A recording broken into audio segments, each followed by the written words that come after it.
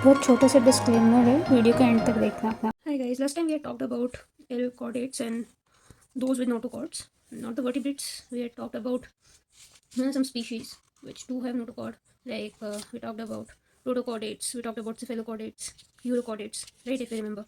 So today we are going to cover vertebrates, और vertebrates में हम स्टार्ट करेंगे एक बहुत प्यारे से और बहुत इजी टू अंडरस्टैंड डिवीजन के साथ। हमने वर्टिब्रेट्स में ये देखा कि कुछ ऐसे ऑर्गेनिजम्स हैं या कुछ ऐसे एनिमल्स हैं जिनके पास जॉज हैं और कुछ ऐसे ऑर्गेनिजम्स हैं जिनके पास जॉज नहीं है। ठीक है, पहले वो ऑर्गेनिजम्स जिनके पास जॉज होते हैं उनको हम बोलते हैं नैथोस्टोमाटा। ओके, नैथ को okay, if you talk about this word gnath, this basically means presence of a jaw. एक gnath, you can call it gnat, you can call it gnath, whatever you feel like. ठीक है, gnathostomata और agnatha. Agnatha is like they lack jaws, A is to denote absence of something. Basic सा अपना entomology अगर हम English का देखें तो यही निकलेगा इसमें। ओके, ठीक है। अब एक नेथा में एक क्लास होती है साइक्लोस्टोमाटा और नैथोस्टोमाटा में एक क्लास होती है आपकी पाइसेस की और एक क्लास होती है आपकी टेट्रापोड्स की। ठीक है, अपन इसको बहुत सिंप्लीफाई तरीके से समझेंगे क्योंकि ये वाला जो पार्ट है ये वो पार्ट है जो हम अपनी डेली लाइफ में देख के रिलेट कर सकते हैं। इसमें हमें इमेजिन करने की ज़रूरत नहीं है, इसमें हमें ये सोचने की जरूरत नहीं है कि यार ऐसे ऑर्गेनिजम्स ऐसे एनिमल्स तो कभी देखे ही नहीं है। ठीक है, जो पाइसेस हैं, पाइसेस का एक जनरल क्लासिफिकेशन हम फिशेस की बात कर रहे हैं यहाँ पे। और जो टेट्रापोड्स है, टेट्रापोड्स मतलब पॉड का मतलब हम जानते हैं फीट, है ना। और टेट्रापोड्स का मतलब आपके पास हो गया जिनके पास 4 पैर हों या 4 लिम्स हों, बेसिकली 4 लिम्स हों, उनको हमने टेट्रापोड्स बोला है। ओके, इस चीज़ में थोड़ा सा कन्फ्यूजन हो सकता है, ट्राई करेंगे कि आपके सारे कन्फ्यूजन दूर हों। और कोई भी डाउट रहता है तो प्लीज़ वीडियो में कमेंट सेक्शन में आप मुझे बता सकते हैं। साइक्लोस्टोमाटा की बात करते हैं, एक मैथ से हम स्टार्ट करेंगे। साइक्लोस्टोमाटा जो होते हैं ये एक्टोपैरासाइट होते हैं। सबसे बड़ी बात ये याद रखनी है, एक्टोपैरासाइट का मतलब किसी दूसरे ऑर्गेनिज्म के बाहर, एक्टो का मतलब होता है आउटर। ठीक है, किसी दूसरे ऑर्गेनिज्म के बाहर स्टिक करके उनका जो न्यूट्रिशन है उसको लेना या उनको एक होस्ट की तरह ट्रीट करना किसी और ऑर्गेनिज्म को, ये एक्टोपैरासाइट्स होते हैं। इनके पास इलोंगेटेड बॉडी होती है, 6 to 15 pair of gill slits होते हैं। गिल स्लिट्स हम सब जानते हैं, जो कुछ फिशेज होती हैं उनमें हमें ऐसे स्लिट्स देखने को मिलते हैं ना, जिससे जो वाटर होता है वो उनके मतलब फिशेज की बॉडी के अंदर जाता है, फिर वो उस वाटर को अपनी रेस्पिरेशन के लिए यूज़ करती हैं और फिर उस वाटर को गिल से वापस बाहर निकाल देती हैं। ठीक है, फिर अपन बात कर लेते हैं इसमें आगे कि साइक्लोस्टोमेटास जो होते हैं इनके पास जॉज तो होते नहीं है, तो how do they acquire the nutrition? That they do with help of sucking organs. Okay, they have sucker kind of mouths. तो इनके पास जॉज नहीं होते, इनके पास सकर्स होते हैं, जिसकी वजह से एक तो ये अपने होस्ट के ऊपर स्टिक करके रह सकती है ना, रह सकते हैं। और दूसरा, इनका जो माउथ होता है वो सर्कुलर शेप का होता है, एक सरफेस एरिया आपको ऐसा मिल जाता है कि उनको न्यूट्रिशन लेने में प्रॉब्लम ना हो। Their body is devoid of scales. Devoid of scales का मतलब क्या है? हमने फिशेस देखी होंगी जितनी भी, ऐसे maximum of us might have seen fishes, तो हमने देखा होगा कि उनके बॉडी के ऊपर ना कुछ पैटर्न होता है एक, है ना।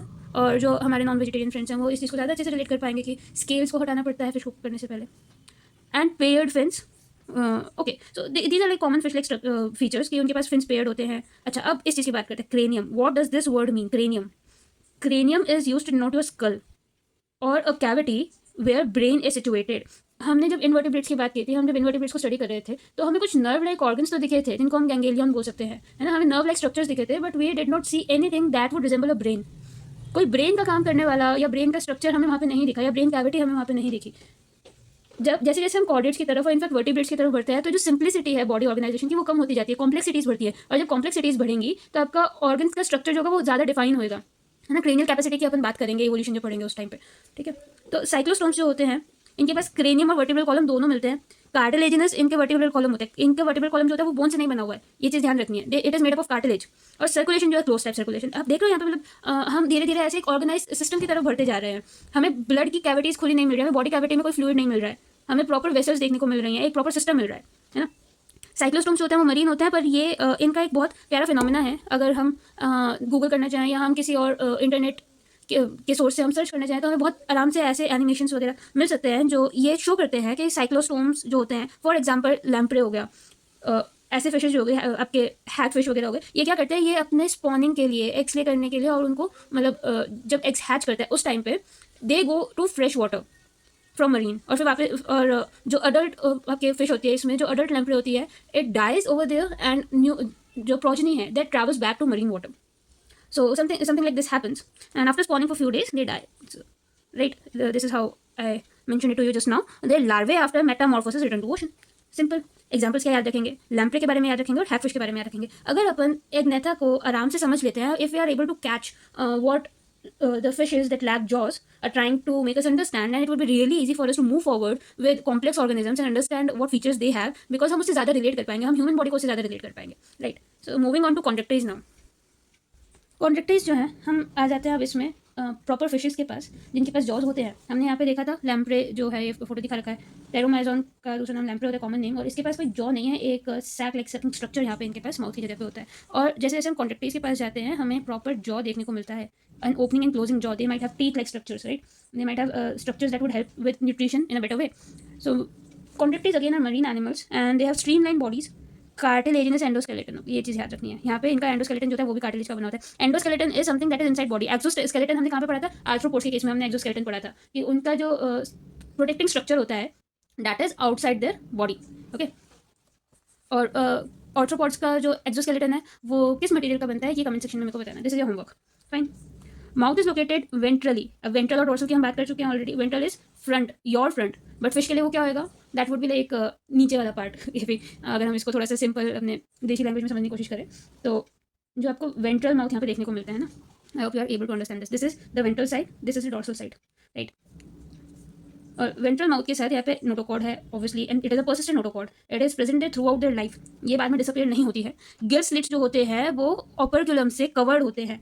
इनके पास गिल स्लिट्स तो थे जो आपके साइक्लोस्टोमेटा थे, इनके पास गिल स्लिट्स थे, but they were openly expose to environment, they were not covered.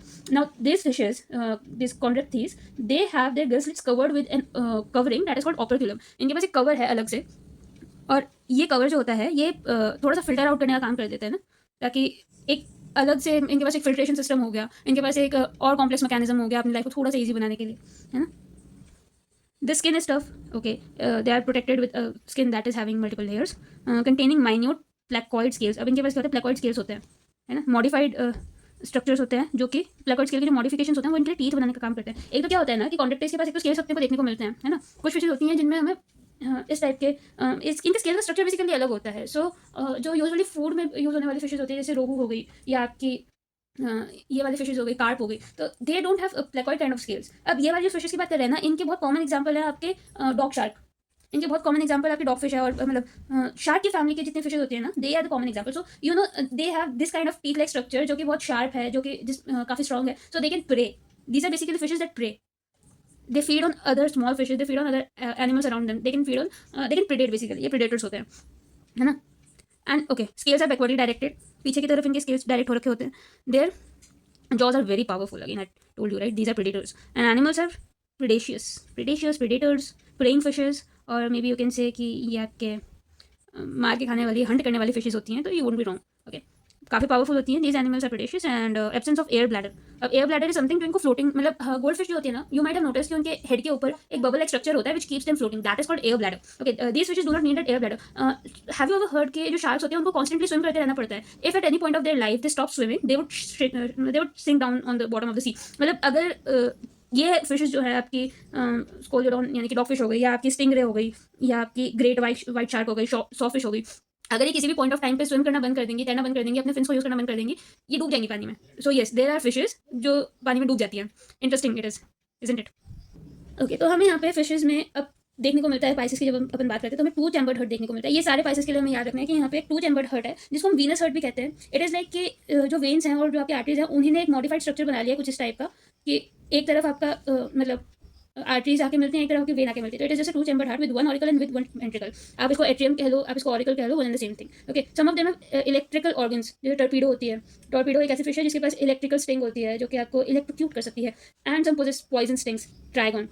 Trigon is stingray. Okay, so they have poisonous sting and they might have electrical organs for their protection. Okay, and they are cold blooded. ये अपने body temperature को change नहीं कर सकती हैं. Fishes जो होती हैं ये poikilothermous होती हैं. Poikilothermous. We will break down this term so that we can remember how to pronounce it well. That is poikilothermous. Okay, cold blooded animals होते हैं, ये अपने बॉडी टेम्परेचर को रेगुलेट नहीं कर पाते. हम क्या हैं? हम होम्योथर्मस हैं. हम अपने बॉडी टेम्परेचर को रेगुलेट कर सकते हैं. मैमल्स जो होते हैं, they can adjust their body temperature. They can adjust by certain metabolical things कि हमारा जो बॉडी टेम्परेचर है वो राइज होना चाहिए एनवायरमेंट के साथ, या वो ड्रॉप डाउन होना चाहिए, है ना. जब हम लोग एक्सरसाइज करते हैं तो बॉडी हीटअप हो जाती है, ब्लड सर्कुलेशन बढ़ती है, हीटअप होती है, एनर्जी रिलीज होती है थोड़ी सी. और जब आपकी बहुत ज़्यादा सर्दी होती है तो our body shivers, and that shivering is a phenomena that is to provide us heat. जब बॉडी की मूवमेंट होगी और रैपिड मूवमेंट होगी तो ब्लड सर्कुलेशन बढ़ेगा तो हमारी बॉडी हीट जनरेट करेगी अपने लिए, है ना। तो शिवरिंग इज अ फिनोमिना जो कि हमें खुद को ठंड से प्रोटेक्ट करने का काम करती है। फिशेस शिवर नहीं करती हैं। जब आपका टेम्परेचर इतना ज़्यादा ड्रॉप डाउन कर जाए, टेम्परेचर बहुत ज़्यादा बढ़ जाए, they would just die. Okay, so they like capacity to regulate their body temperature.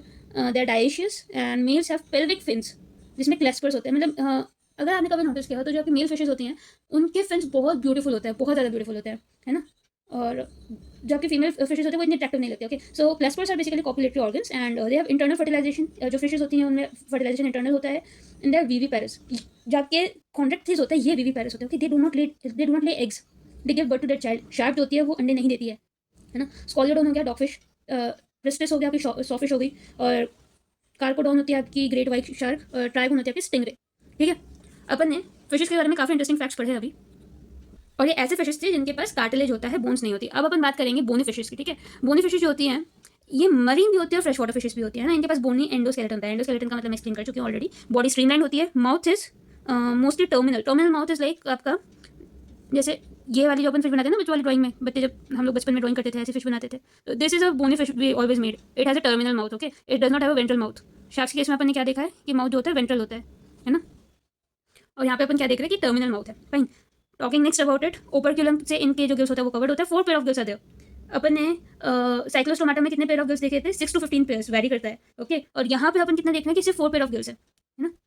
ओपर्क्यूलम होता है। Skin is covered with cycloid और टीनोइड स्केल्स। ओके, यहाँ पे स्केल्स का शेप बदल गया है। यहाँ पे अलग टाइप के स्केल्स होते हैं। मैंने आपको बताया था कि अपन जो गोल गोल गोल स्ट्रक्चर बनाते हैं स्केल्स का इन फिशेज में, we call it ctenoid scale. और प्लेकॉइड स्केल जो होता है दैट लुक्स डिफरेंट।